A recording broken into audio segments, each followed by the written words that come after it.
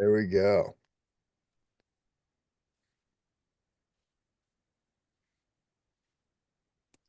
Okay, can you see the drawing? I sure can. Okay, let me go through what I've done Okay. and tell me what I'm doing wrong. Uh, the client wanted to bring this line out about 100 feet and then come down to the road. And this is going to be a lot that his mother's going to give to his son. Okay. So what I did is I thought, well, let me do it graphically first before I actually create any points. All right. I'm on a later called boundary lots, family conveyance. And I just picked the spot here uh, nearest and went to the end. And then I clicked it and I said move.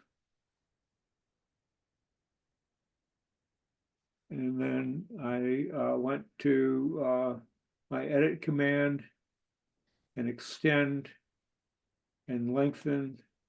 And I hit total. Yep. And I want to do 100 feet. Mm-hmm. And I clicked. Click. Okay. Uh, Uh, that was undo. a mistake on my part, but I can fix that real quick. Yeah. I picked on the wrong side of the center. Yeah, that's right. That's exactly what it could happen. By the way, I like your thought process on getting that all to line up. I'm going to show you some shortcuts though. Okay.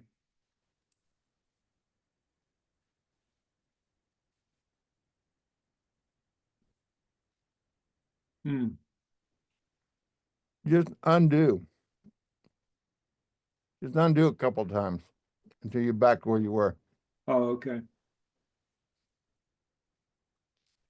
Now, try your extend.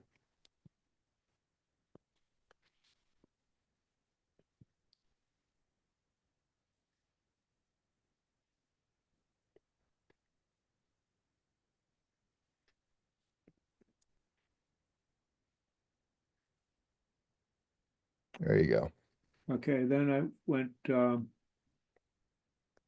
I basically did the same thing with this line.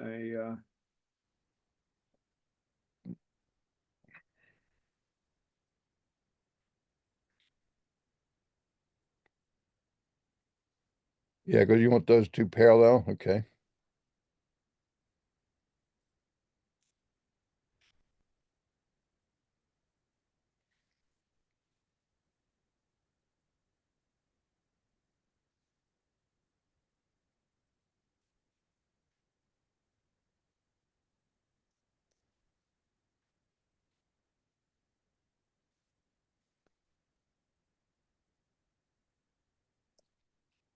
okay. So now everything's good, right?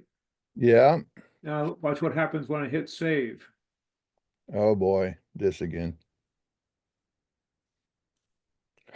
What did we do to fix that the last time? Let me see. I don't remember this. Did this happen before? Yep. Uh, let's see here if I can figure out. Should I undo this a couple of times to see if I can get it back to where it was? No, no, no. Let's leave it there a minute and we'll see. Let's see. Did you give me control? No, you didn't have. Oh, here it is. Yeah. There you go. All right. So I did a regen. All right. So that apparently did put you back. So if I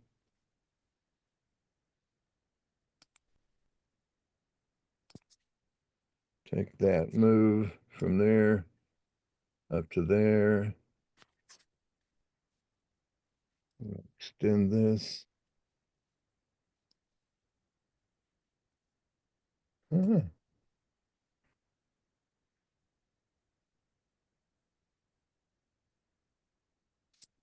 Well, it's not working exactly the way it's supposed to be. There we go. Let's do it the old way. All right. So there is that now.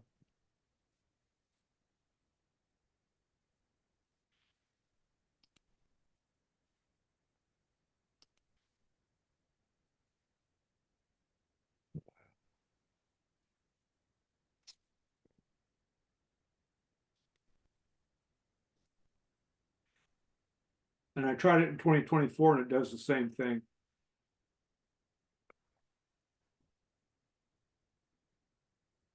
All right, let's see. This is a 2D polyline at elevation 0, as it should be, as is that. Now,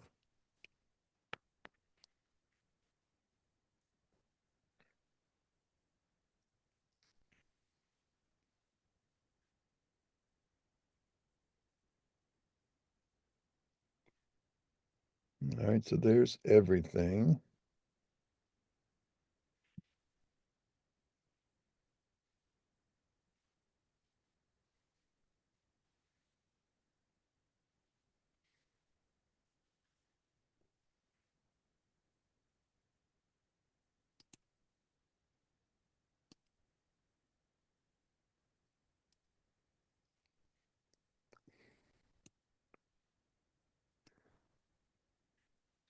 Yeah, now see, we had this once before.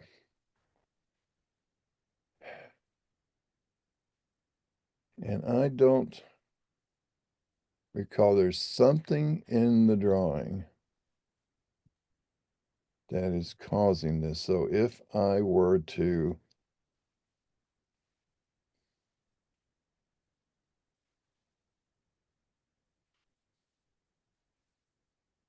I'm just going to select that and that.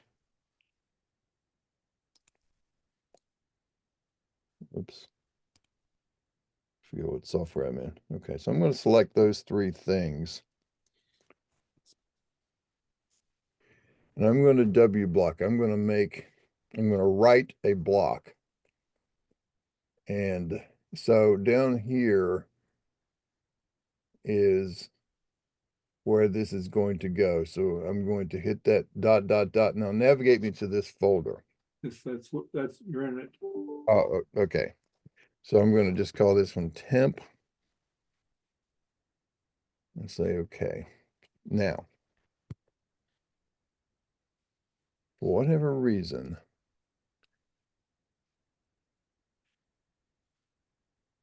and boy, I wish I could find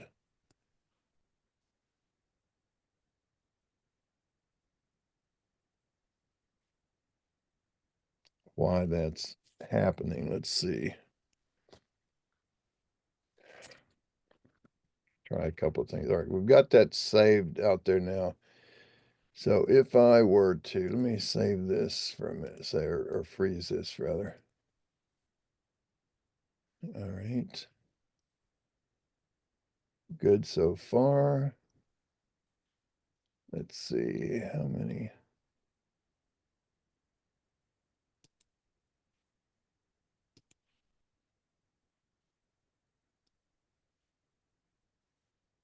So on the other screen, you want me to drag it over?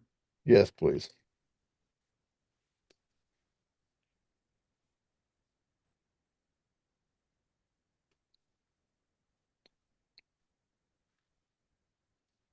I still don't see it. No, it's not dragging because let me try Oh, look, there. there you go. All right, so let's grab. All righty, now. What is going on here? All right. So you've got numbers, we got 50 points. That all looks good. Nothing that I could see in there. Let me look at that again. All the coordinates look around the same neighborhood. Got some with and some without elevations. Not a problem with any of that.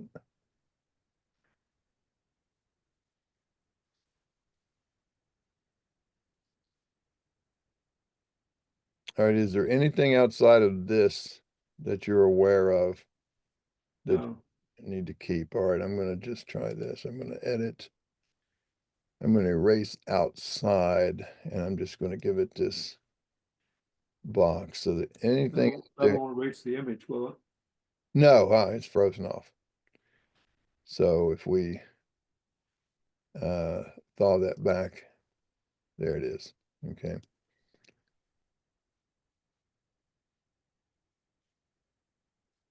All right.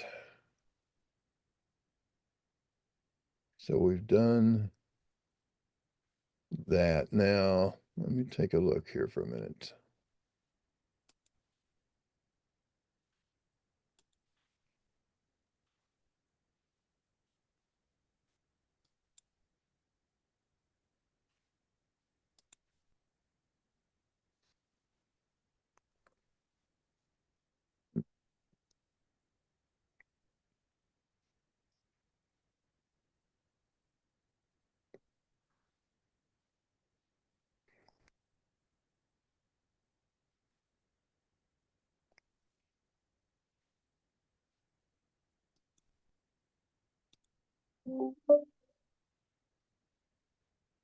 Let's see if that does anything for us.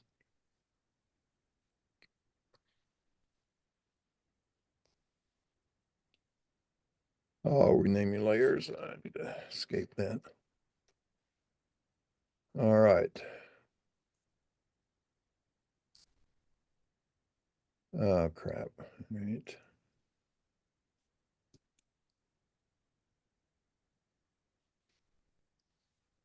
I didn't mean to import the extras. I'm going to close this and reopen it. It was saved right before we worked on it, right? Yeah. All right, let me close that. And we'll reopen that, which should be, which one? This one, top one? Yeah.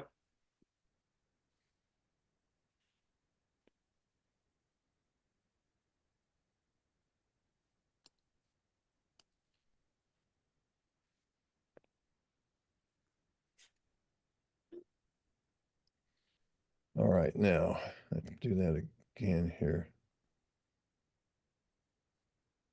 Now look, that came back here. Yeah. We hadn't, oh, that's when you did the save. It went back to this. Okay, I got it. All right. All right, so we're gonna freeze this. Oops.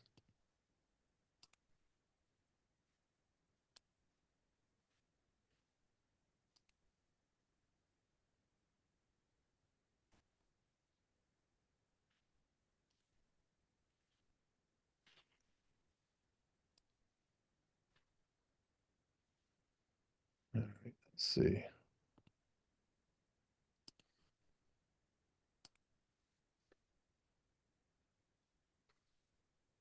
Yeah, we'll go back to drawing cleanup, do it again. Don't want to import these. I don't need to worry about either of those. Let's do that and that. All right.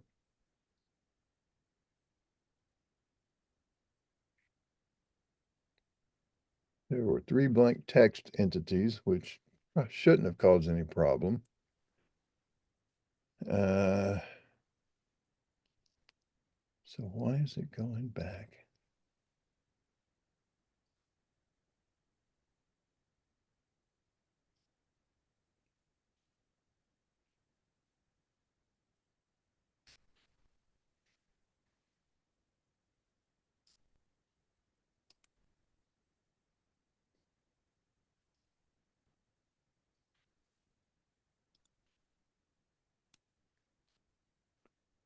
Now, when I save, it saved it. So there was something, and I don't know what it was, Mike, some kind of something somewhere or another that kept that from, it kept kicking it back. I'm sorry I wasn't able to find out what it was. So what do I do if it happens in the future? I would do exactly that. Get everything that you need to keep that you in the drawing visible, and then do this erase outside. Go to edit, erase outside, and just click a you know, so everything outside of that is going to go away. Okay. And then when you do that, and then I would run your drawing cleanup, and when this comes up, hit the clear button to clear all these out, hit defaults, and then uncheck the top 3, 4, 5, 6. Yeah, where it says remove unused registered apps, that should be the first one to check. Duplicates, duplicate line work text, duplicate points. I would not do this line work with same entities in case you wanted to keep separate lines. Otherwise, it would create those as continuous polylines. Okay. You can do that later. So I would skip the top 6, do the next 5, and then do, you want to convert these to polylines. You could do this, but if you have some arcs and circles, you might want to keep as arcs and circles. I'd leave that one off. So this extrusion, blank text, that got a couple. That's really the only thing I think it found. I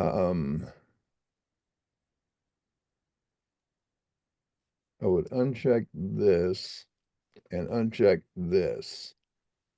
Now, what we could do, I'm going to send you,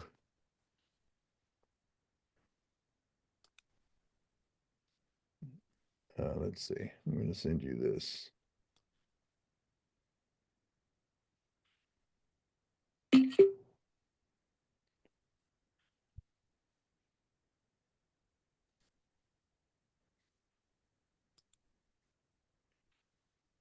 All right, too short. This will be.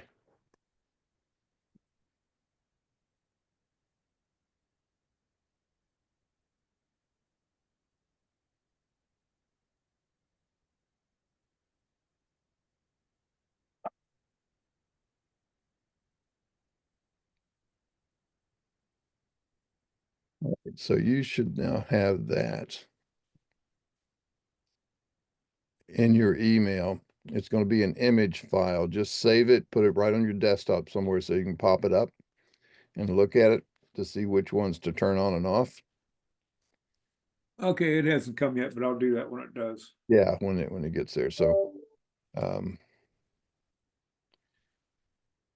What is that? Just a screenshot? yes, Okay, just let me close my email here. just It did come through, but I'll save it later. yeah. So so then so I would try that and then do your save. If that should not happen to work, when you go back again to File, Drawing Utilities, and come down here and choose Purge. Now, when you do that, and if you purge all and nested items, you're gonna, get including layers and all that kind of stuff. So uh, I don't, I don't, I don't think it would be. Well, let me just recommend that. I don't want you to get rid of things that you could use later, that you'd have to build back. So I think that should do it. Now, why on earth that would happen like that, I don't have a clue. But anyway, so I'm going to show you a couple of techniques on um, how to do that. Like what you did was perfect. You snapped nearest, you went to the end, you moved it, you extended total. That was absolutely fine. There's another way of doing this as well. Let's see, let me make this my current layer here. All right, so I'll show you a couple of those techniques. Now, your way is fine, so don't think that you're doing it that way is wrong. That's absolutely fine. But there's a couple of ways you can do this too, using some other pretty cool CAD commands. Now, the first way I'm going to show you is using snap parallel. So if we draw a 2D polyline, and we'll keep that same thing there. Now we're going to start right here. Okay. Now we're going to go D for distance, and we're going to go 100. Oh, wait a minute, where did you click to do that? All right. Let me back up and start it over. I'm going to do a 2D polyline. Okay. Okay, I'm going to start right on that endpoint. okay, And now down here at the bottom, you got these options. I'm going to choose D for distance, and I'm going to okay, type 100. Okay. And now it wants to know which direction. How do you want to tell it the direction? If you typed C for cursor, it would go wherever your cursor is sitting. That's the direction it would go. You could pick, so you could go like endpoint, endpoint, and it would be parallel to that. You could choose an angle, or if you knew the bearing or whatever, you could put it in. But you see that option line? yeah, So if I say L for line, it says select a line or polyline segment to parallel. And I'm going to come down here and pick this line. So it's going to, okay, obviously I did that. Let me undo that. It depends apparently on, all right, now, so D for distance 100, L for line. So it depends on the side of the midpoint you pick on again. So pick on the side that you want it to go away from. So I picked closer, up to this end, so it pushed it 100 feet, okay? right, So I've now done that, and I don't know the distance on this thing, so it's keeping on asking me for distance, you see down below. So I'm going yeah, to type Q to quit, and all I'm quitting is the distance part. Okay, so now I can do just L for line, enter or pick a distance, and you can just go anywhere like this. Oops, crap. Let me see.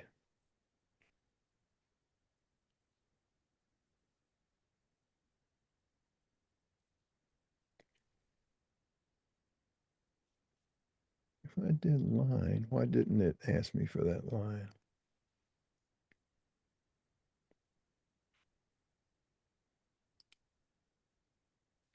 Well, that's obviously keeping that same line, so I don't want to do that. I guess that means just extend the line. But we have extend. Okay, so I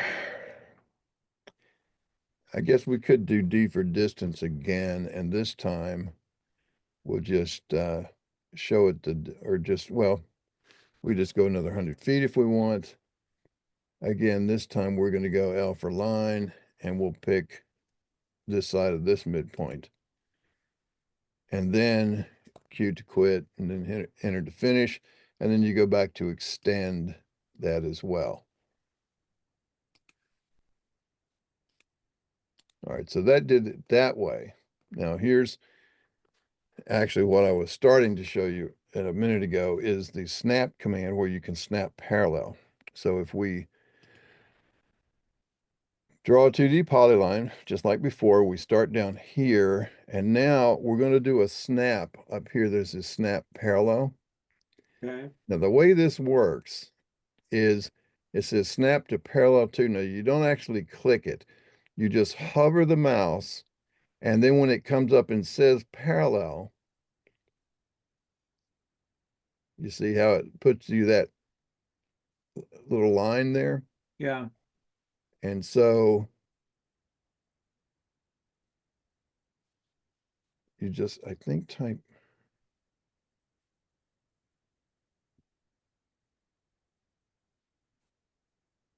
wait a minute, snap parallel again. Snap parallel to, oh, you do, let me see here.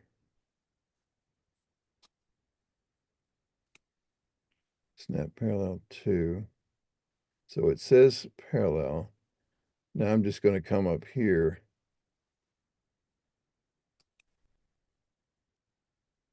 Yeah, but I needed to have done a distance. All right, so it's basically the similar to that. Let me try something because it's not letting me pick the distance the way I wanted. If I just start right here and snap parallel and I hover till it says parallel, then I come out here and if I type 100, then that takes care of that. And then I'm going to snap parallel again. If I snap here, it said parallel. And then you might actually be able to say nearest. And if you're, nah, I guess we have to, you're still going to always have to do that. Either give it a distance or click it. And then, all right, so now let's see if we can make that work with the draw 2D polyline. We start here, we snap parallel, we hover, it gets it, we just come out here. See, I can't set that to be exactly 100 using Carlson's. I could just do that and then do an extend. So that's basically the same thing that you did, but it's letting you go parallel to that line. Actually, I kind of like your way of thinking on that. It works.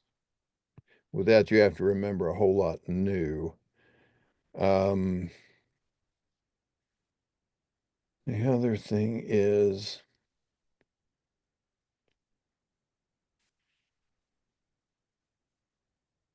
you could,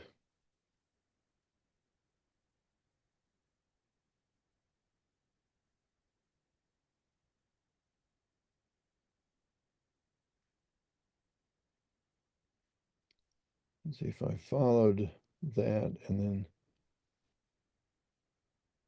to that, then you have to, yeah, then you have to flip it around.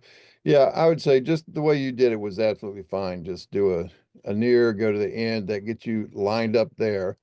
Or if you did that and you know the distance and you're going to start right there, the distance you're going to do, you type D for distance, give it 100. And now you got to give it a direction. So you would choose line and then pick like so.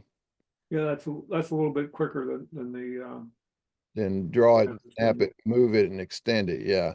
And so now you're going to just go another D for distance. And again, this time you're going to just give it whatever number and then choose line again. And this time choose on that end. So it goes and then do your extend. So then you would quit and enter and then extend like that. So that would be maybe a little quicker. Now, when you're doing it that way, remember, this is a single polyline from there to there to there. So if you wanted to keep those as separate lines or separate polylines, you would just do the command twice. So if you would 2D poly from here, D for distance, 100, L for line, go here, boom, and done. Then you would just repeat the command, start here, and go D for distance, whatever number, line. And now you would extend. And so now you've got an individual polyline there and an individual polyline here. Because sometimes you want to keep those individuals. Right. If, if you have it as a polyline and you want them to be individuals, you could explode that. But what happens when you explode? So let's say if I just do a join nearest. So now it's a single polyline. And if I were to explode that, it doesn't make it into two polylines. It makes these into lines. See, it's a line. Yeah, right. At which point you could then just go back to polyline utilities and turn them into polylines. And you would just choose those, and now they're individual. I think they're individual. I don't think it joined them yet. That's a polyline, and that's a polyline.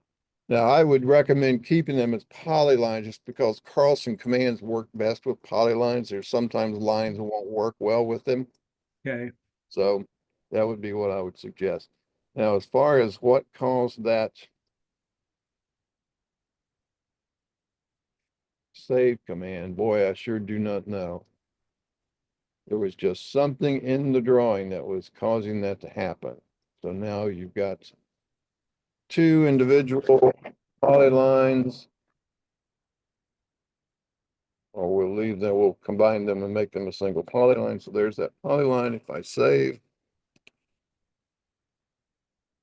I got a little flash. I don't know why, but all right. So that's that. So this line is now parallel to that one, and this line is now parallel to that one. okay, Possibly they are at 90 degrees. I don't know the intent there. I would say the intent is to stay parallel.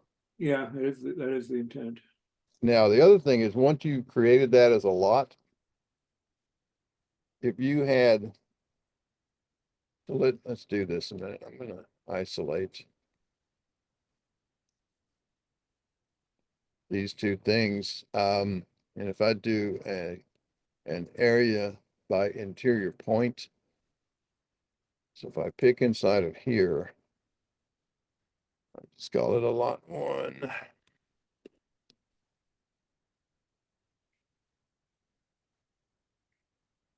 Whoops, let's see, pick an area. Oh, crap. Let's try it again. Area by interior. If I pick in here, and where do I want to put the, okay, there it is. So it's now made that 1.873 acres. Let's say he wanted 2 acres or maybe an acre and a half. And so you don't know what that distance is. Well, that's where you go to this area layout and you do these adjust like sliding side area. Yeah. And so you could say by, So what if I wanted to make that 2 acres by so moving that line up? yeah, so we're going to say, how do we want to define either by points or by a closed polyline? Well, we don't have a closed polyline there yet. So we could say by points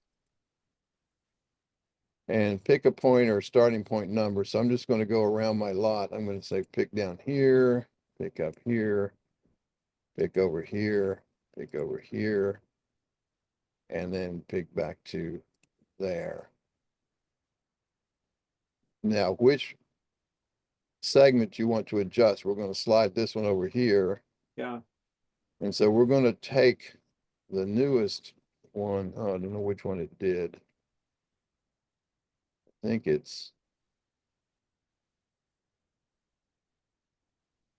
this one. So define the new line by select line, other lines, do a selected. Enter the target area. Right now it's in acres. You could change that to square feet or yards or a remainder. So in acres, if I said 2, then that would be where you need to put that line to make it a 2-acre lot. right, okay. Okay. That so then if restore the layers, I'm going to just isolate this and this.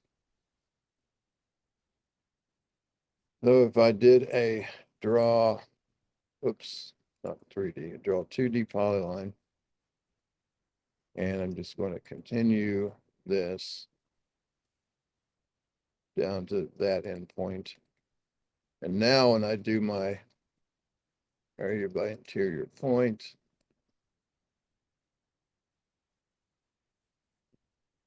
see, there's your 2 acres. All Yeah. right. So let me get rid of those and go back to your original.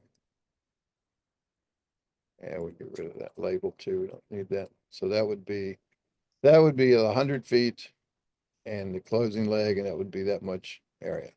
right, All right. okay, And now, of course, you can do that, that was sliding side. There's also hinge side. So you could hold this 100 foot and it would swing this out, radially, holding that as a hinge point until it cut off that desired acreage that you wanted. right, So if you don't have this drawn as a closed polyline, when you define that, and that's your area, oh, I'm sorry, adjust areas. Let's say if we did a sliding, oh, not sliding side. That's what we just did. We do a hinged area. Now, how do you want to define the area? So your choices are either a closed polyline, so you have to already have it drawn and it has to be mathematically closed. So its properties have to be closed. Or if you said by points, then you choose P for points and it says point or point number, so they don't have to be Carlson points. You could just go from there to there to there. That may be all you need. I think you have to close it back. So that when you're done, you're done. And it creates that for you automatically. I'm going to select that, choose the top one, and set the hinge point. So that's going to be right there. And now if I make that 2 acres, you see it swings it out so that now when I recompute that, this is obviously not parallel down here anymore, but it would contain 2 acres. Okay. And then you just have to do a regen or a redraw to get that little highlighting off for whatever reason. And then all you've got there is a line that it creates. But this is now still that original polyline. And you've got just 1.873 acres. All right. okay, Okay, so that fixed that. However it did it, I just do not know what caused that. It sure would be fun to find out. The last time we had that problem, if I recall, we were working with a bunch of point numbers, and you had some point numbers in there in the drawing that didn't match the coordinate file. And it was yeah, that's right, I remember that. That was yeah, because I created a drawing with some points on a frozen layer, and it was in a completely different part of the county. right. I was on the Herps job. Yep. So that was doing that. Now we've got one thing down here. You do have a point, but that point is simply on the line. It wasn't a segmented polyline here. That was, Right, yeah. So that's fine. All right. What else might we have? Well, you've got 2 points in here too. yeah, I know that. Okay. All right. So, all right. Well, that took care of that. Okay, let me save that and close that file. Okay, let me come to, okay, I want to create a new template. And I want to use this job as a basis for the template. Okay. It's a two-page job. All right. A final plat and a cover sheet. Okay. Yeah. Um, let me look. Now, now what I would do Oh, if I, I'm missing a septic reserve area. okay, what you want to do what with that now? I need to, well, I don't, in my legend, I don't have the septic reserve area, which should look like that. Yeah. Okay. So I need to fix that and then, Now that's going to also look like your setback line. Looks like it's the same line style. um, it might be. All right. So I would recommend using a smaller line pattern for your septic reserve. Okay, So what I would do to get that in here now is I would come up here and let's double click inside of this. So I'm going to work on this line itself. And if I look at that line type over here, it's by layer. So if I look at septic reserve as my layer, I'm going to see, let's just come up here and just start typing. Oops, SEP. So that is a -2 line style. Now a -2 is smaller than a dash. It's smaller than dashed rather, but a dash, you can see the little preview, looks like it's small dashes, but bigger gaps. So you would either find something else that might work. There's a hidden, you don't really want to use those like that necessarily. So you could,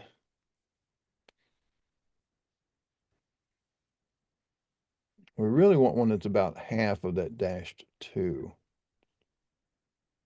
which would be basically a -4. So let me show you what we'll do with that. I'm going to come off of this and let's see. First of all, I want to make sure my LS LT scale, sorry, my PS LT scale, make sure that's on. My MS LT scale is also on. Okay. Now I want to type my LT scale, make sure that's set to 1. It is. Okay, so now we're all on the same page, but this line here, which is your setback, is also using probably that same, it's access easement.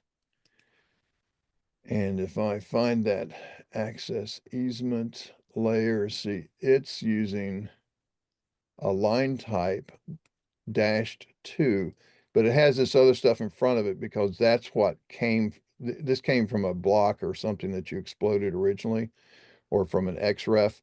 That's why it has that other designation in there. That's okay. But what we want to do for our septic reserve is, again, and there's several things you can do here. If you don't have the line type in here now, which we don't really, see -2, we need another, and you could load it and see if the default has one that would probably be called -4 or something, maybe a bigger dash. There's a -4. So that's half of -2. And then there's a -8, which is half of -4. So that's one way to do it. That would be the easiest way right there. And so we'll say, okay. Now, see how that line pattern is tighter?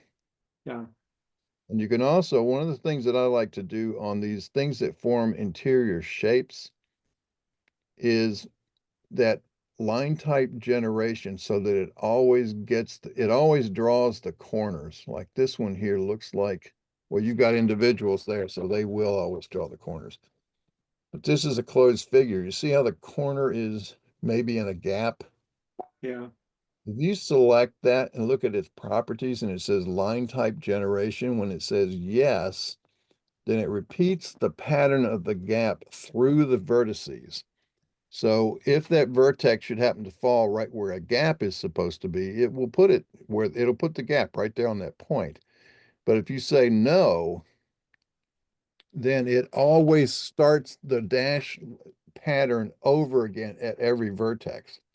okay, That's why sometimes if you have contours drawn and they're dash lines for contours, sometimes you'll see when it's real tight and the vertices are tight together, it looks like there's a solid piece of that line instead of the dash pattern.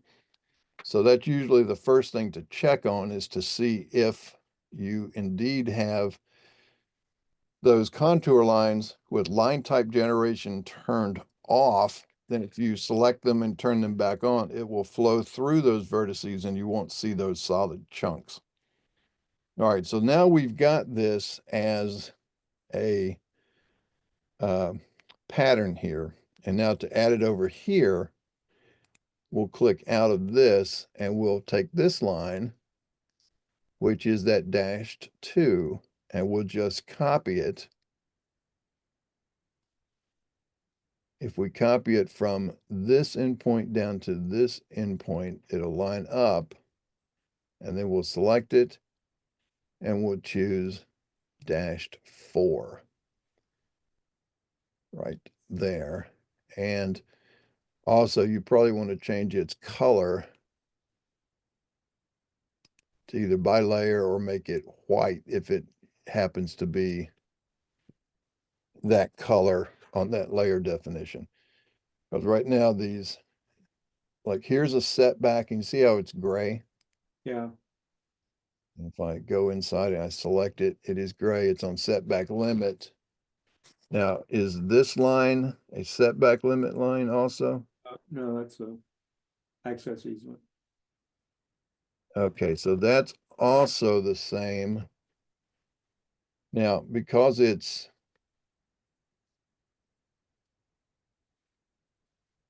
well, you don't even really need to put that in the legend as long as Right, you have it called out, which you do.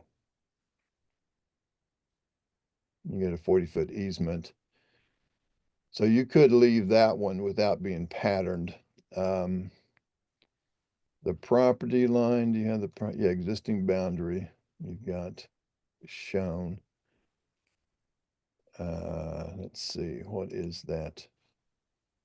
Line type scale of 1, and out here, you've got that as a line type scale of 0.3. So I would make these match. Let's see what 0.5 does. Does that give us big enough, I think? And then when we're here, let's select that one. That's also a closed figure. So I would say, let's make that 0.5 and then turn this off so it goes through the corners. There we go. So now they're going to match. So that it has a non-1 line type scale because the line type pattern just puts that way too big. So you just individually change the line type pattern, or the line type scale rather, LT scale over here, to something a little more pleasing. So that would be what I would do with that. Now, that being done there, and to keep you from having to do that each time, we now have the, now what you're going to have to do on the new drawing when you get that new uh, final boundary shown, you'll need to, change it to match the same scale as this one over here. And you do the same thing with things like this um, overhead wires. That has a line type scale of 1, and that's fine. And then if you had, a drawing over here, and if it was a different scale, or if you made this one, say, even bigger, like maybe made that a 2, but you see what that does? It makes the OH too big. So, you would bring that back down a little more reasonable, and just make sure that those match from whatever you've got in the drawing. They match the same color and line type scale. okay, So there's your adjoiner departures, there's your set, oh, and also line weights. So if you had this one as a particular line weight, let's say the line weight for your setback limit layer, let's see, that's probably, there's your setback limit. So let's say if we had a line weight for that one to be something like 0.35. Now, we're not going to do that, but you see what happens is that makes that little thicker, yeah, and then it's not over here. So I would need to come here and select that and make its line weight. Either make it the same, or you would put it on the same layer so it inherits it. So now I'd like to keep all of this stuff on layer legend so you can freeze that whole layer off and the whole legend goes away. So I would look at the layer definition for this, which we said was that 0.35, and then just for the line weight, I would manually change it to match like that. Okay. So we'll take that off and set this one back. And so now they're just the default line weight because you don't want them all that heavy. They're fine like that. right, But just try to make those consistent so they stay correctly. But what that means is that these individual lines, if they're all on layer legend, and they're not, I see there's some on different layers, then you have to individually set the line type, the color, and the line weight, and the line type scale, so that they match whatever layers that they're mimicking over here, if you do it that way. You could simply put them on the same layer names, but then if you wanted to freeze off legend, if you froze that layer, then it would, possibly freeze these other layers as well. Depends. Inside here, you're in a viewport, so that wouldn't be a problem. But Okay, all of that discussion, you follow why I'm trying to yeah, say that keep these all on the same layer, call it legend, and then you could freeze that entire legend layer, and that would all go away, but everything else would stay. right. All right, so either one would work. It was just you'd have to, be careful as you're manipulating those, and then you could move this up if you needed, if you didn't have any others, or leave yourself room. All right, so now you're ready to make this into a template. And in fact, do we need to save this for for that little septic change and stuff? Yes, So yes, we'll save this one. And now, um, if we want to make this a template, all we do is do a save as a template, and it puts it in the um, template directory, and by the name that we give it, we can choose that next time. Now, what gets saved is everything in this drawing. So all of these things out here on the side, which you might use to populate with, and that's fine. Um, what do we do about the well, frozen layers? well, you've also got all of this. So everything that's in the drawing gets saved as well. Okay. Yeah, So I wouldn't want the inset there to be saved, so you don't need the inset, and you don't even need this stuff, really, right? as long as everything is set the way you like it to be. So what I would do is go back to model space now, and let's thaw everything. So we're going to go to view, thaw/on all layers. And so now everything's done, everything's, saved, or everything is showing up. And if I do a zoom extents, it's like way up here. I mean, I've probably got a straight point or something down here. Yeah, I see that's a point. That happens with some commands. It throws a point down here at 0 for whatever reason. So I just select around 0. I see that it's just a point, so I cleared it out. Now I do a zoom extents. I've still got something way out here somewhere. Don't know what it is exactly. Let's see if I can find anything. Okay, so there's nothing being found, but if I do a zoom extent, you see how I put all your drawing stuff up here, but there's something down here. So if I were to try to select it, it doesn't find anything. See, it still says no selection. So there's something there, but it's not visible. And that was similar to what you had before with that file not saving correctly. Right. So I would go in here as I'm cleaning this up, ready to make it a template. You could even do it in your other file as well, and do this edit erase outside, and just clear everything outside of those limits. And now do a zoom extents, and it comes up. So now there's nothing out there that's going to cause a problem later. You might, we won't save this yet because I turned these layers on and stuff that you had set. We want to go back to that. So I'm not going to resave this as this crumb drawing. I'm going to turn this into a template though. So I've gotten everything cleared out except these discrete things that are on, and I'm just going to select everything there and then delete it. So now nothing is showing. If I do a zoom extents, see nothing's there. I could even test it by doing a SEL to select. Whoops. SELECT. If I just select, type all, hit enter, and it verifies 183 are not in this current space. Okay, so that's fine. But you would, if you had other things in there, you would get a count and then you could just delete previous, but we're clear. Everything's out of our model space. So then we come back to here. Now, these are everything that you see here now is in paper space. Right. So up here, you've got some of these, I adjoint. just click those and drag them off to the side, probably. Exactly right.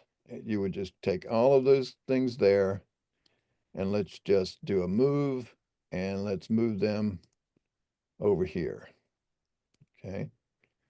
Now your north arrow, if you typically have north up there, that's perfectly fine.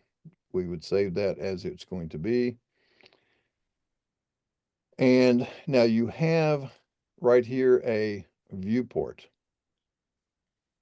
And that's still pointing to where it did in this file. So I'll show you when we go to do a new drawing, and we're going to use that, how to bring that in, point it to the proper location. So I would go ahead and just leave that there. You sometimes would have that location inset viewport. I see it's not here No, it's on the other page. on this page here, right? Okay. So I would do the same thing here is I would take these guys and just, sort of I would move them off maybe to in here, and it looks like I missed one.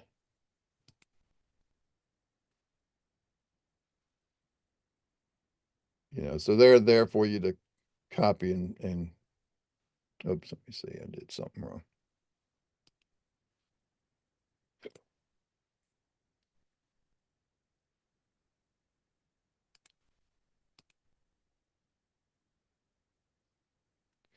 Yeah, so they're there for you to use and throw away if you don't use. And then I would maybe make this instead of 500, I put something in it to remind me that I need to figure out what it is and set it. Okay, and then there's another thing over on this in the notes I need to change too, where I have let me find it there. Okay, this permit number, I just need to put blanks in there. Yeah, yeah, all of those things you would want to, that are going to be different, you would want to set that up with just placeholders. I don't want to use those. Oops.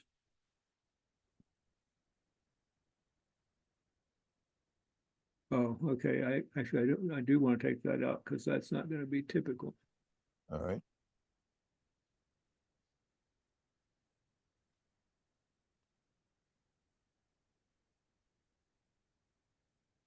Now, if it always does come from a letter, you would, It doesn't, yeah, then, almost never does. yeah, so I would just put it there and put a period after it to remind you if you close it as a sentence. All right. And, any of that kind of stuff. And you always obviously go back Oh, okay. I want to get rid of this too. of this. Wait a minute, what happened? Well, what it's looking for here, it was looking for, oh, There. just had to regen it. Yeah. Okay, I want to get rid of these.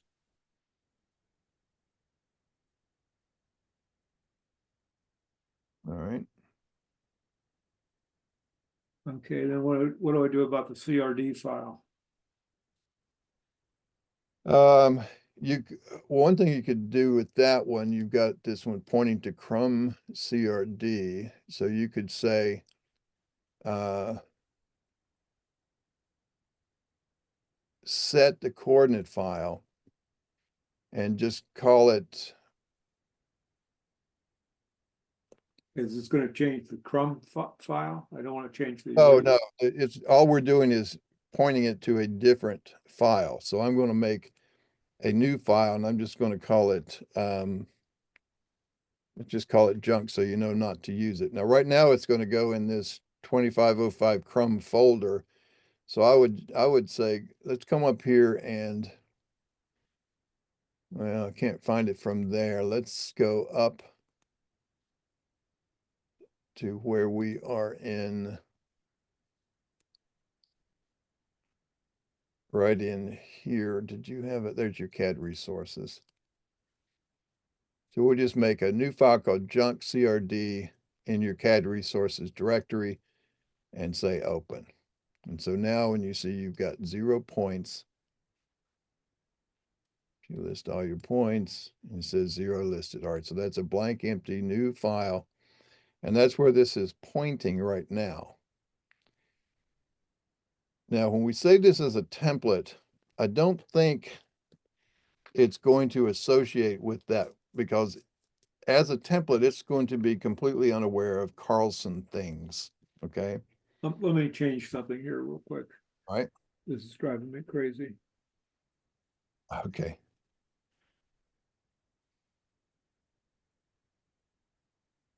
There you go. Now I also see you've got this red polyline. I think, see that's on well, it's just a polyline. And we did that earlier, I think, just so we could get the sizing done. You don't even really need that, but it's okay because it's on the viewports layer and it won't plot. But it's there if you need to snap to the corners of the page for any particular reason. Right. All right, so we can leave that there. All right, looks like everything's good to go there. You might come down here and find, these dates and scales, put, placeholders for I that. can just go back and change those. That's exactly right. You can just do those as well. And also your sheets of, sheet numbers, you can change those as you need to, as you're getting it ready for publication. So that looks like it's pretty well set between cover sheet. Now, if you want your cover sheet shown first over here, you can just right click and choose move left, right now. So it's now the first sheet and here's your final plat. That's Yep, that's just for organization, not a problem. right. So what I would recommend is when you start a new drawing, if you choose this as your drawing template, what do you want to see first? Model space, or do you want to see one of these two things first? Model space. Okay, so let's go to model space. And now you're going to go up to file. I'll let you do that.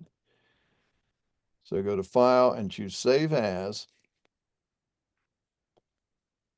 Now, right at the bottom where it says save as type, pull that down and you want to choose, it should be, it's a drawing template, which is, I don't know, 6 or 7 down from the top. It says Not AutoCAD AutoCAD. drawing template right there. But it's not AutoCAD. Oh, well, it is. It's IntelliCAD, but it's using the AutoCAD format. That's all. Okay. All right. And so now you see it's looking for that name, DWT. It's changed its name to DWT. Got to And so, change the title, file name. yes, I would change the file name and call that, 2-sheet final plat or whatever you want to call it.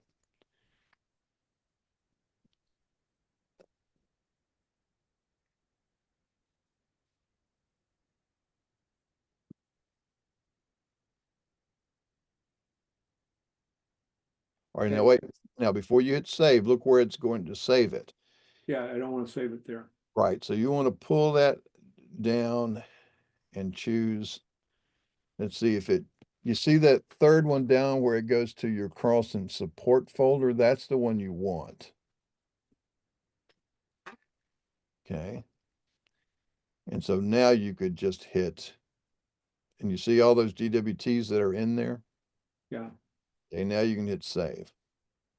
Yeah, I've got another, okay, that's a different name. Yeah, this one's called SHEPP Template MS. So if you say, and if it were the same name, it would prompt you. Okay, so now you've done that, and it now is a template file. Now, a couple of things I like to see set in your template. I'm going to go ahead and uh, choose here. So yes, all right. So that's good. My P line generation is on. That's good. All right. So those are pretty much the two that I like to see set. My LT scale, I'll make sure is 1. MS LT scale, I'll make sure is on. PS LT scale is also on. That's perfectly fine. Uh, So all of that should be good to go. There's nothing that I changed, so we don't need to resave it. Now, if you're working along, months from now and you decide to turn this into a template and you go and do that same type of thing where you go File, Save As, and you choose the file type as your drawing template, and it goes to offer your name, but you look up here and you don't see that SUP directory. You don't know where it's going to go and you can't pick it from there. If that should ever happen, then what you can do is cancel that, and you're going to go to your settings, IntelliCAD settings, and these are your IntelliCAD drawing settings, and you're going to get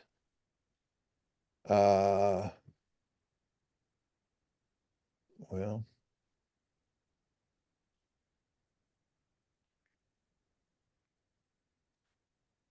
let's scratch that. It's a different one. If I go to my IntelliCAD settings,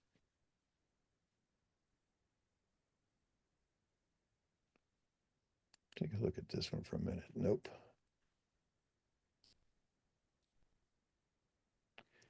Well, instead of IntelliCAD drawing settings, which control the way things appear in the drawing, you want to go to settings, IntelliCAD options. Now in AutoCAD, you can get to that by just right clicking and choosing options, but it's not on this menu. Okay. So settings, IntelliCAD options, and here's where you've got all of these different things that control how IntelliCAD is working. And you look under this, you'll come up to this, but you'll look under this paths and files directory location. Mm-hmm. And you would scroll down here, I think, there's where tool palettes, that's where XREFs look, and these are just paths where it's going to start looking. And so you would look under this support paths, and if you open that up, you see under support paths, I've got color books, there should be some template locations. Oh, it's unchecked that support paths. It's template paths. That's right. So, and that's typically like you got sheet set templates and you've got drawing templates. So if I look under drawing templates, there's where that is. And you can just see what that is, make a note of it, and then navigate your way to it. Or if you want those to go to a different place, if you're tired of digging them out of that location, you could, you could change that. You can edit that to a different place and you just select it and hit the browse button and point it to a different location. I'm going to leave it the same because that's where all your others are. But in case you need to know what that is, come into this again, settings, IntelliCAD options, look at the paths tab and scroll down until you see the support paths, open that up, and then scroll until you see, I'm sorry. Oh, it's right there, template paths. Yeah, that's what I thought. It should have been right out there. So you would look at that and then you would see these categories. Now these are for sheet sets. That's a different thing. But then you've got templates and that's where it's going to point you. Now the sheet set templates are looking in the IntelliCAD templates folder. And that's where your drawing templates could also come from, but Carlson uses this individual support folder as its drawing templates location by default. So just open that up, see what it is, and then navigate to that location in your Save As dialog box, okay? You mean when I'm creating a template? Yeah, if when you do this file Save As, Yeah, and you choose this drawing template, you give it a name and all that, but it's pointing maybe to your local working folder. right. You come up here and you pull this down, and if you don't see that support folder listed in this list, then you have to know where to go get that folder so you know where it needs to go. Okay. So if it should not be here and you can't find it from there, just cancel this. Go back to your settings, IntelliCAD options, look at the paths, scroll down, find this, open this up and sit on that, see what that is, make a note of what it is, or remember it. Either way, it works for you. And then you would go back out to your save as, you would change it to your drawing templates, give it a name, and where it says up here, you would pull this down. You don't see it, but you want to try to find out where it needs to go. So at this stage, you need to just, navigate your way around, um, tell it where you want to go. So you would scroll over here, and in this case, that went in, it's in drive C. Let's see, drive C under program. I don't remember, it's either program files.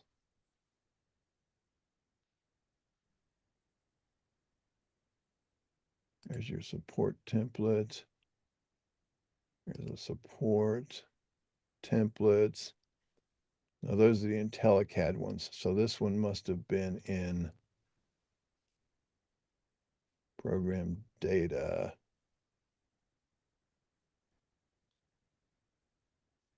Carlson iCAD. Well, see, that's why I said make a note of it.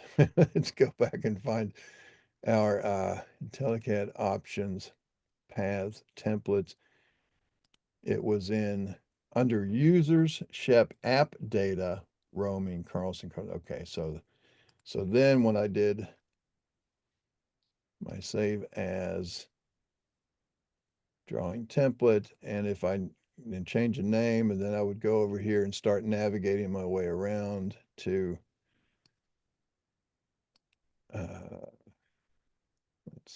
oops, sorry. Drive C, users, SHEPP, and there should be an app data. There it is. Roaming, Carlson Software, Carlson 2025. Is that right? Yep. iCAD 12.1 x64 support. And you don't have it in a sub. That's the folder you want right there. So see, that would pull that down. You see now the DWTs are already sitting there waiting on you from the last ones. Yeah. And there's your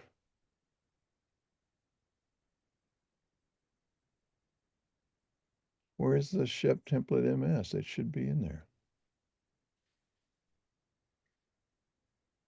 I guess we didn't save it there.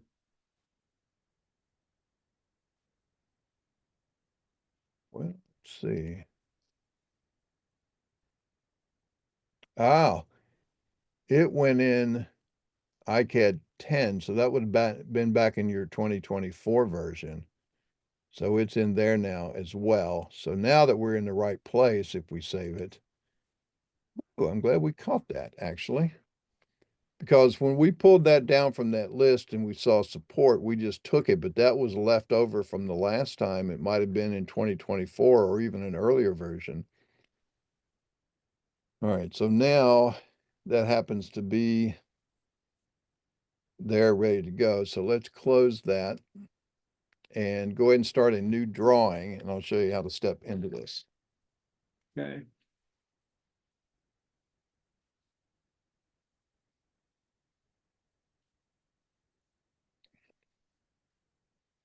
And so now pull that down and you should see that MS, there you go.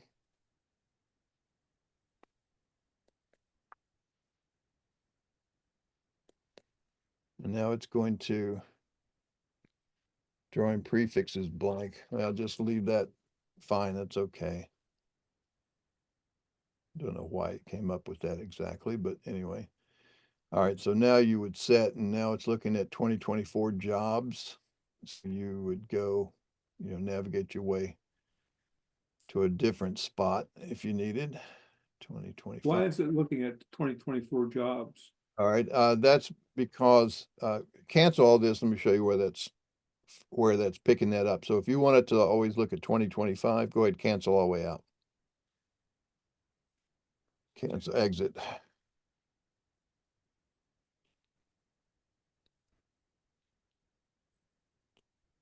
All right, now go to your settings. Can I close this?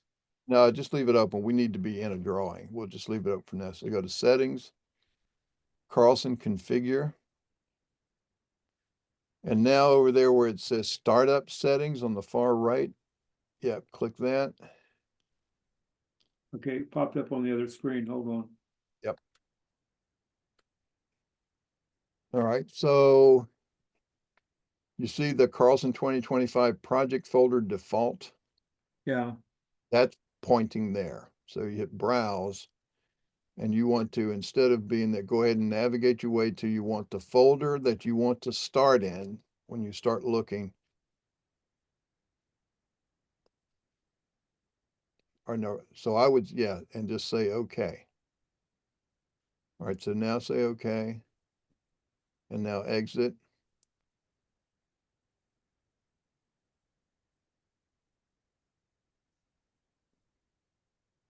oh, wait a minute. All right, so now close that little drawing1.dwg and then start this over again.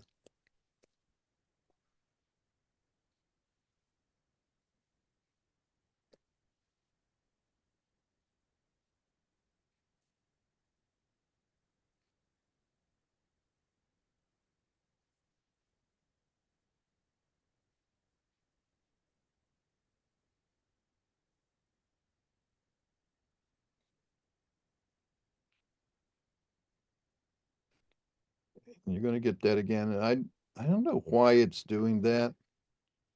It doesn't hurt anything. It's just a drawing prefix, but there you go.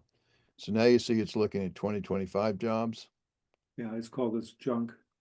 Yeah. And so, but now if you need a new folder, then you would, make that folder before you start putting this. Right, I'm gonna delete this after we're done. That's fine.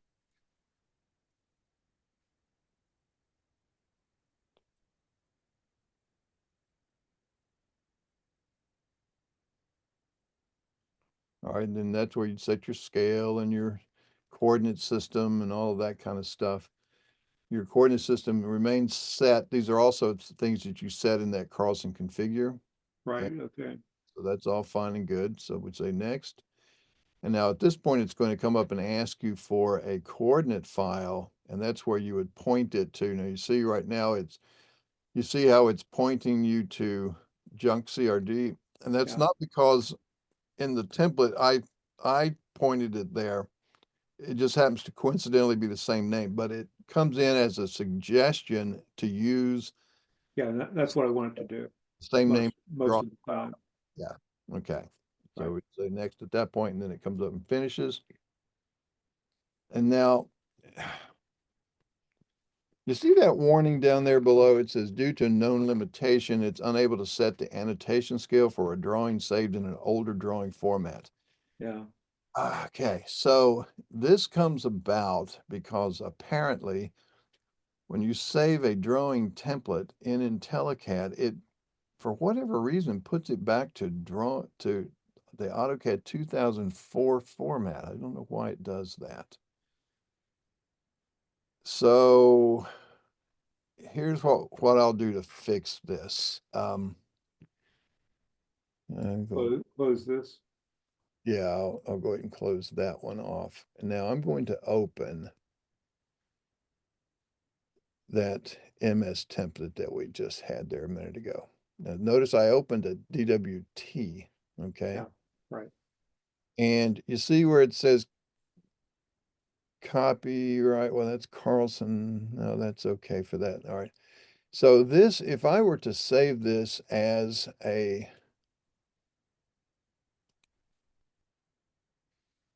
I'm going to save this. I'm in that support directory. That's okay. Well, I'm going to, instead of, see, it needs to be this newer version for that thing to work.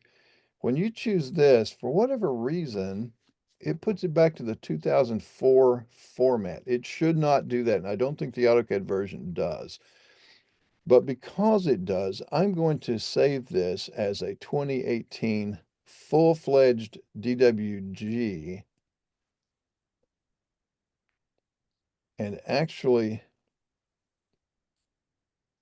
if I, and you could have done this instead of chosen template when you did a save as. You could just do a save as without changing that and leaving it there. But what you need to do is where it says DWG, by default, you would say DWT.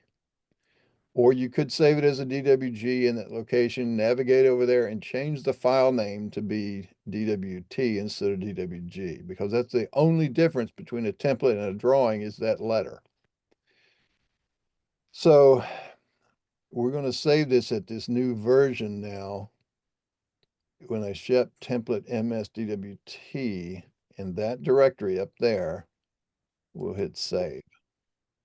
Yes, we'll replace it. Now, close this off.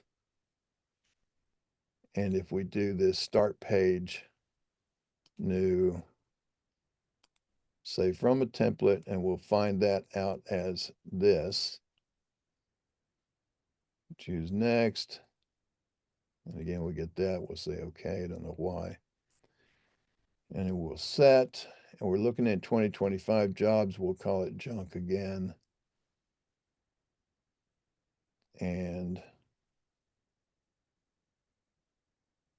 say next. Yep, we'll replace it.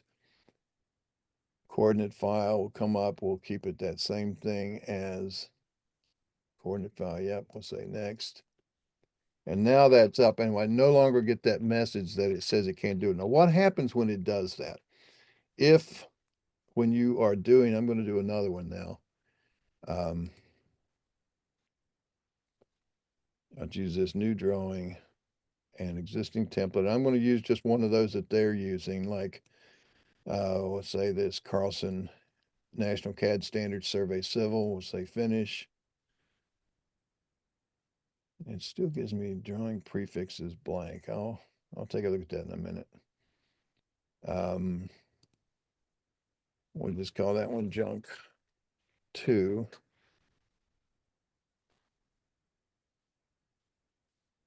Now you see this message that came up, warning due to limitation, unable to set the annotation scale for older format. Yeah, All right, so I've got one that worked in our junk. This one we didn't get it. This one we did. Now here's what happens. If you look down here on the bottom of your screen, you see that annotation scale list. It's set to 1:1. yes, Double click that. I could change that to whatever it needs to be. Now we have in our Carlson configure general settings, we have down here to use annotation scale and set the annotated to, and we use these prefixes and suffixes. So what that means is that when we change our drawing scale, and right now our drawing scale, if I look at my drawing setup, is 1 to 50. Okay. So if I were to change that to 30, I'm going to make that a 30 scale drawing. I'm going to say okay. Now, what happens is you look down here and it still says 1:1.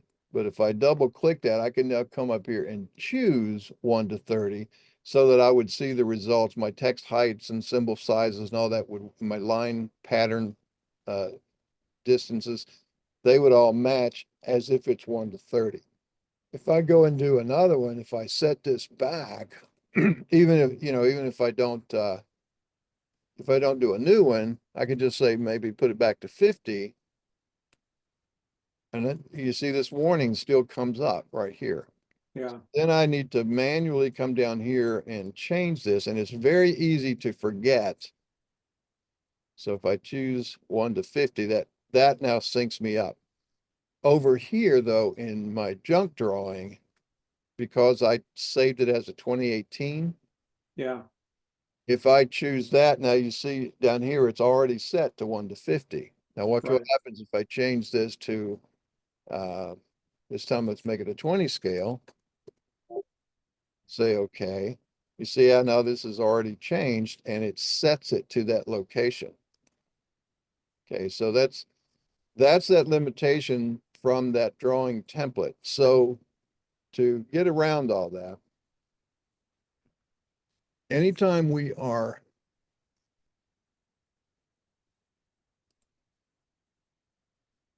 saving any of these files as a template, I would do it this way. go back and open.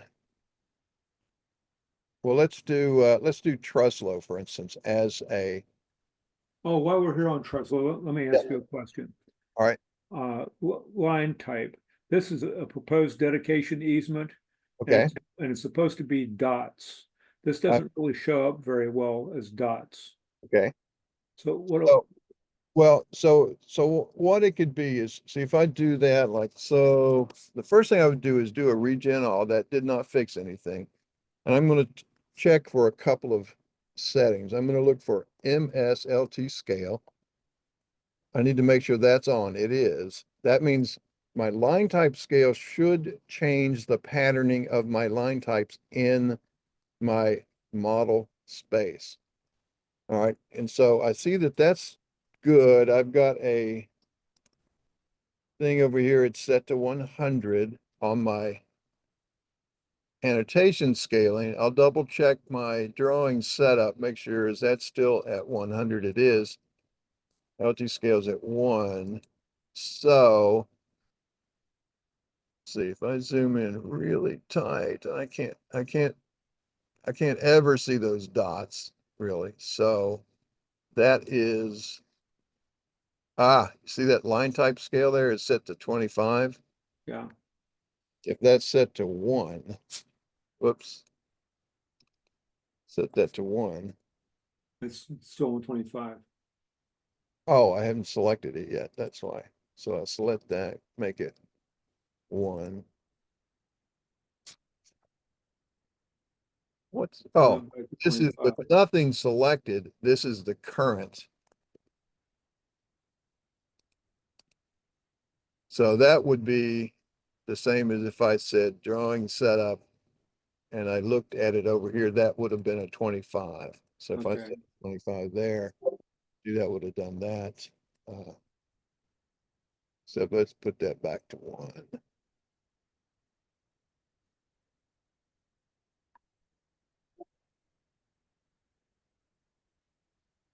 Regen all. All right, so now it is, but the line type is set to continuous. But it's on a layer called highway dedication. Now, your highway dedication layer is probably okay. Yeah, it's set for dots as a line type. However, this line, even though it's on that layer, it has a specifically named line type of continuous. You need to make sure that is set to be line type by layer. And that also sets the colors, etc. But now you see this, when I select it, you see how far apart those dots are? Yeah. So that's sort of a problem. Let me see if I select this guy, it's a line type of 1. That's a line type of 1. Say, and it is also by layer, highway right of ways by layer. That's boundary. That is right of way. Now this one, the line type scale is such that the dot pattern is too far apart. So if I make that instead of 1, let's make it 0.1.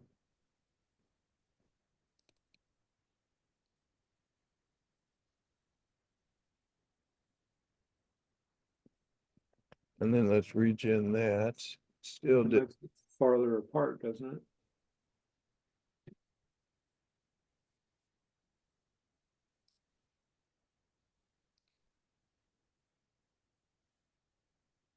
No, if I go smaller, it should put them closer together.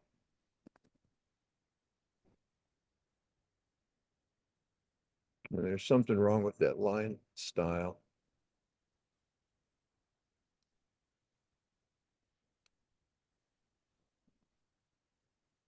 Well, apparently. So if I set it to 100, let's try it to 10. Let's try 20. I think that's how it got to be 25. Well, yeah, you had it at 25, but where is it? Let's see.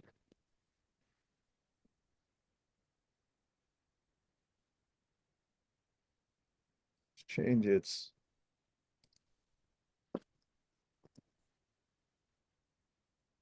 Why the big gap?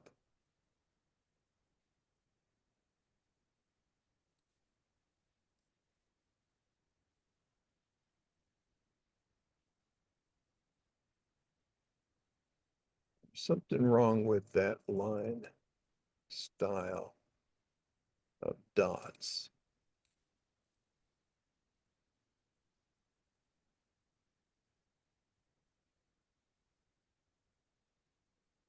Change it to, there's a gas line. Let me change it to something that's actually going to have a definition. Let's make it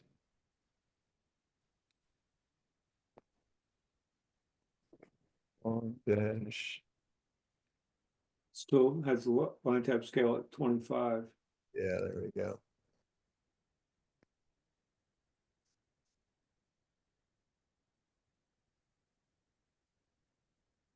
So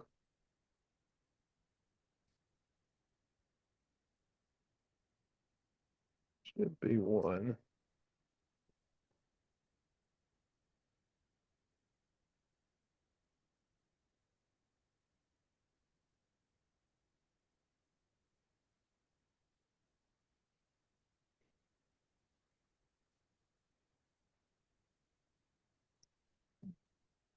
Give us a weight that we can see.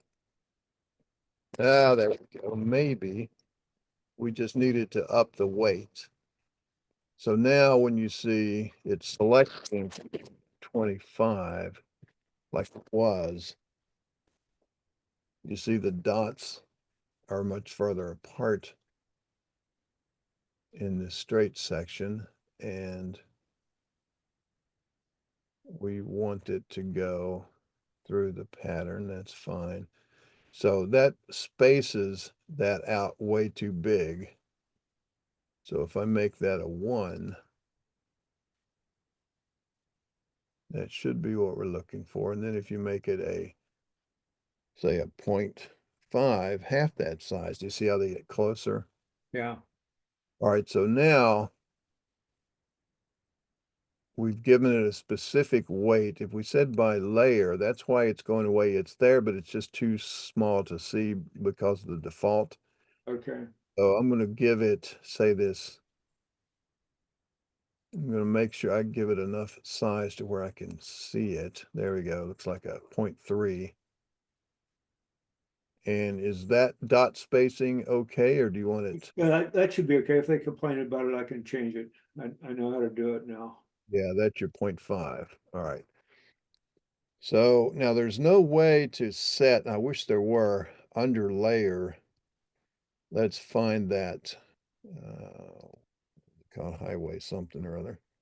Highway dedication. Let's change that default. So in case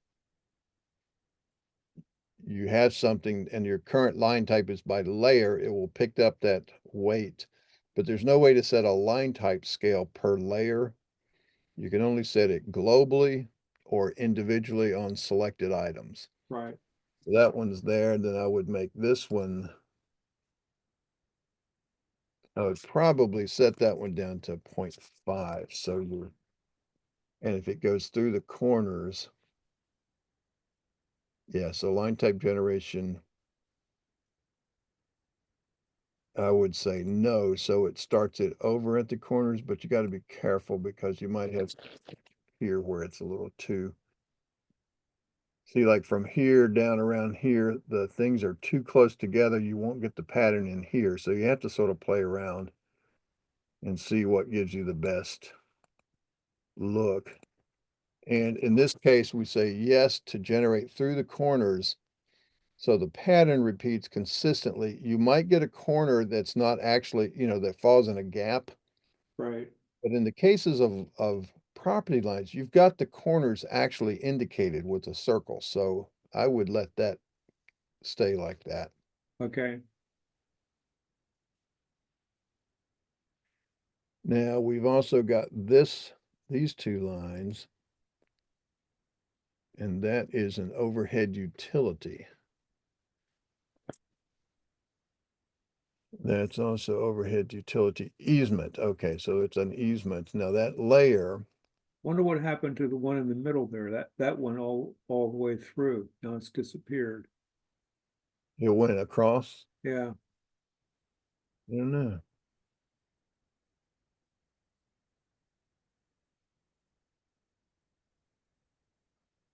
Yeah, that's certainly. okay, I can fix that. Yeah, you can extend that. Um, so, uh,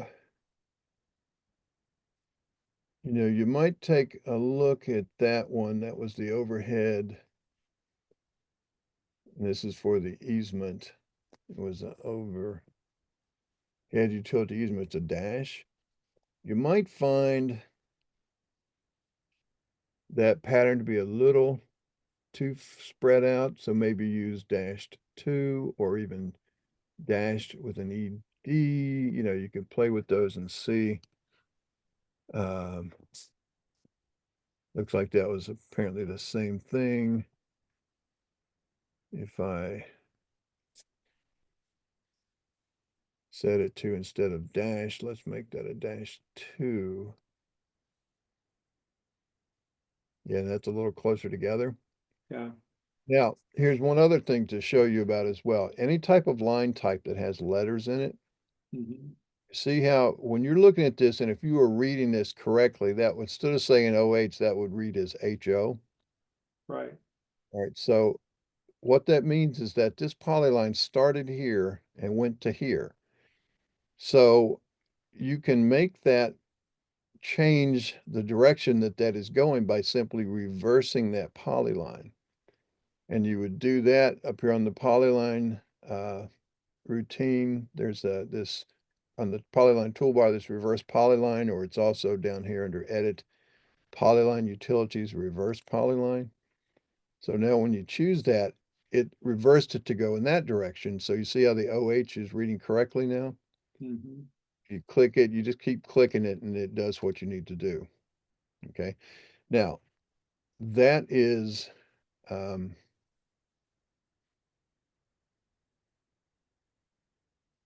I'm going to, did this go?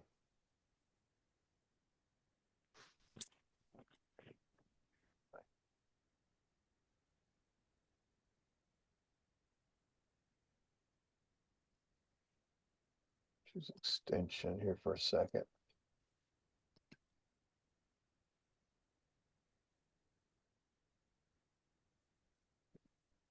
It went on off the property. Yeah.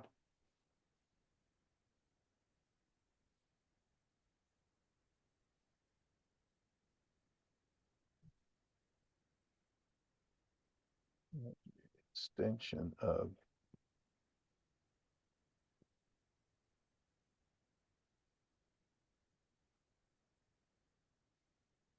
let's see, it's going from that pole.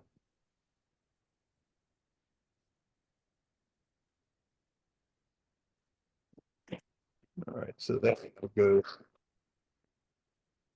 through that. The symbol is right in the middle of that pole location, so I would maybe, you know, just stretch that out a little bit further.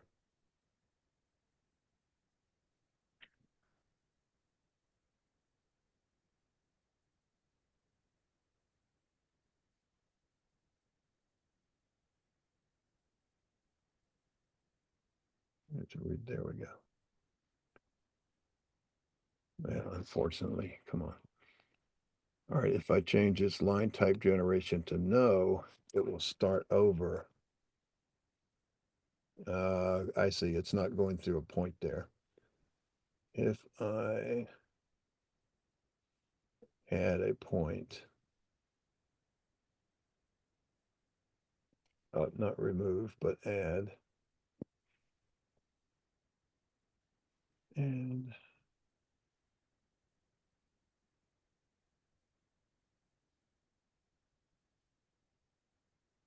add a vertex. So if I add a vertex,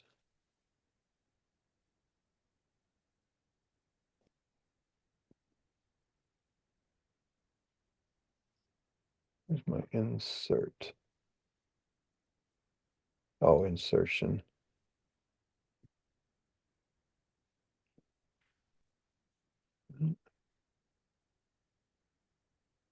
Not intersection, but insertion. There we go, insertion point. So that now puts a vertex in that line at that pole. I'll do the same thing here.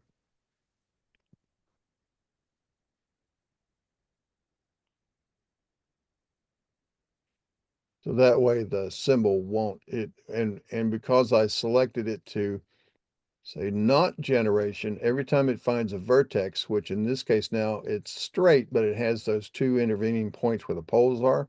Yeah. So it restarts the pattern and does not put the OH where the symbol is. All right, so that'll take care of that. Um, Now I happen to like myself, like if I were to measure this, say from here up to here, that's like 95 feet. And if this is, what was our scale? Is 100. That's is that what it's supposed to be, 100? Yeah. Okay, so at 100, so it's just about an inch apart. Every on my plotted output, if I look over here, you see that's going to be just about an inch apart because of the way that line style is created. Yeah. I generally prefer to see these bigger, like every, at least inch and 3/4, maybe 2 inches, depends on how straight this line might be and whether it goes through the points or not. Just all kinds of different ways. This is just pure cartographic preference. It's nothing to do with, um, any kind of CAD technique necessarily. Um, but the problem is, let's say if I wanted to make that twice as spread apart, the problem is and I can do it over here to show you just as well. If you change that from a line type scale of 1 to 2, look what it does to the letters. Well, now they're too big. Right. The spacing different, but I want to keep the line type the same height. And there's a couple of ways you can do that. You can specify a particular line style. So if I select that as a polyline, it has to be a polyline. And if I go to my annotate menu and I choose this line types, I can change the polyline line type. And when I do that right now, see, I could find that overhead power. And I think, let's see, and there's an OHP. So that would be, if I look over here at the picture of it, OHP, that would be that, it would say OHP, but you could make one yourself as an OH. But then what you do is you would come down here and set this spacing scalar to be, and that's a scalar. So let's say I said 2¼ inches, but you leave the symbol size. I'll make that even a little bit less than a tenth, so 8/100. And my gap size factor, that puts the gap size as a factor of this symbol size. So it's just going to be a 1. So it'll be the same size as the text symbol. And set the text style of the text is going to be. So if you had a different text style, standard would be fine. Or you could set this and choose from one of those. So if I did that, for instance, and say OK, then I want to change this. And so now you see how my text is standard font and the size is more like, what I want it to be in relation to my symbols. But you see how far apart they're spaced? Yeah. All right, so now I'm going to undo that. I don't want that OHP, but what happens is when you do that and you look at the properties, you see what it did is it set it to a line type of OHP underscore 2-25, blah, blah, blah, blah. Yeah. So now that you have that as a created line type, you could go to your layer definition then and Oops. Now it's available, and that should have been under the O's. There is that OHP 225, blah, blah, blah. Okay, so that way to create those line styles from that other definition, but you control the spacing and the size.